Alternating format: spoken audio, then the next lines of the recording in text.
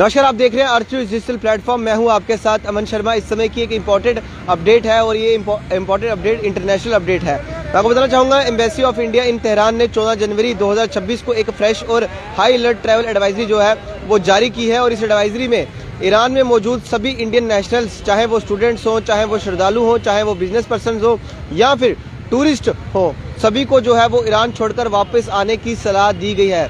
जी हाँ, आपने बिल्कुल सही सुना। जो लोग भारतीय नागरिक हैं और वो वहाँ पर घूमने गए हैं या किसी दर्शनों के लिए गए हैं या फिर बिजनेस के लिए गए हैं या पढ़ने के लिए गए हैं, तो उन सबको जो है वो भारत वापस आने की सलाह दी गई है। इंडियन एम्बेसी का कहना है कि ईरान में बढ़ती हुई और टेंशन्स को देखते हुए जितनी जल्दी हो सके available means of transport including commercial flights के जरिए देश छोड़ना बेहतर होगा। ये एडवाइजरी जम्मू कश्मीर के लिए खासकर अहम मानी जा रही है, क्योंकि ईरान में पढ़ाई कर रहे मेडिकल, रिलीजियस स्टडीज़ और अन्य कोर्सेज के काफ़ी स्टूडेंट्स जो हैं वो जम्मू कश्मीर से हैं। उनके पेरेंट्स और गार्डियंस को भी सिचुएशन पे नज़र रखने और एम्बेसी के डायरेक्शन फॉलो करने की सलाह दी गई है। यानी कि अगर बात करें तो जो ईरान में संख्या है बच्चों की वो जम्मू कश्मीर से ज़्यादा है, तो ये अपडेट जो है ये जम्मू कश्मीर के लिए भी काफ़ी अहम है, उन पेरेंट्स के लिए अहम है जिनके बच्चे ईरान में पढ़ाई कर रहे हैं या किसी प्रकार से कामकाज कर रहे हैं।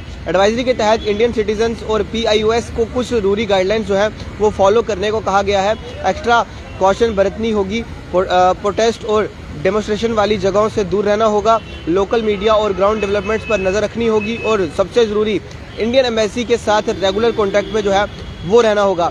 साथ ही एम्बेसी ने कहा है कि सभी इंडियन नेशनल्स अपने पासपोर्ट, वीज़ा और ID डॉक्यूमेंट्स हमेशा जो है वो अपने पास अवेलेबल रखें, ताकि किसी इमरजेंसी में जो है वो आपके उसी टाइम आपको काम आए और आपको कहीं ढूंढना ना पड़े या आपको किसी परेशानी से सामना ना करना पड़े।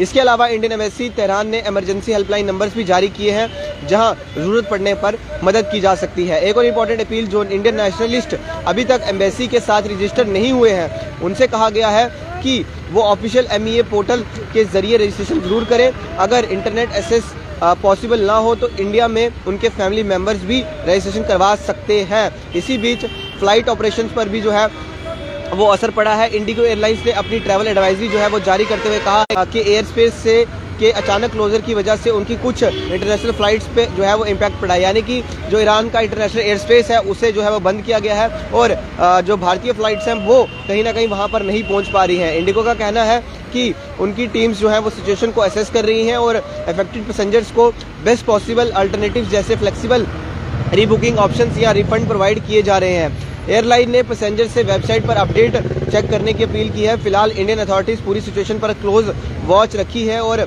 लोगों से कहा गया है कि सिर्फ एम्बेसी और ऑफिशियल चैनल्स के थ्रू आने वाली अपडेट पर ही जो है वो भरोसा करें। और जिस तरह से टेंशन्स बढ़ती जा रही हैं, और ये एडवाइजरी खासकर जम्मू कश्मीर के लिए इसलिए अहम है क्योंकि जम्मू कश्मीर के काफ़ी सारे बच्चे जो हैं वो ईरान में पढ़ाई कर रहे हैं और बाकी भारतीय नागरिक वो भी पढ़ाई कर रहे होंगे, कुछ घूमने गए होंगे, कुछ श्रद्धालु होंगे, कुछ अपने बिजनेस के काम काज से गए होंगे। तो उन सबको जो है वो सिर्फ सलाह दी गई है कि आप जल्द अपने देश जो है वो वापस आ जाए, क्योंकि वहाँ ईरान में जो टेंशन हैं वो काफ़ी ज़्यादा बढ़ती हुई नज़र आ रही है। फिलहाल इस वीडियो को शेयर जरूर करिएगा। ये वीडियो जम्मू कश्मीर वासियों के लिए काफ़ी अहम है। देखते रहिए अर्थ न्यूज़। कैमरा पर्सन अश्विनी के साथ दीजिए इजाज़त। नमस्कार।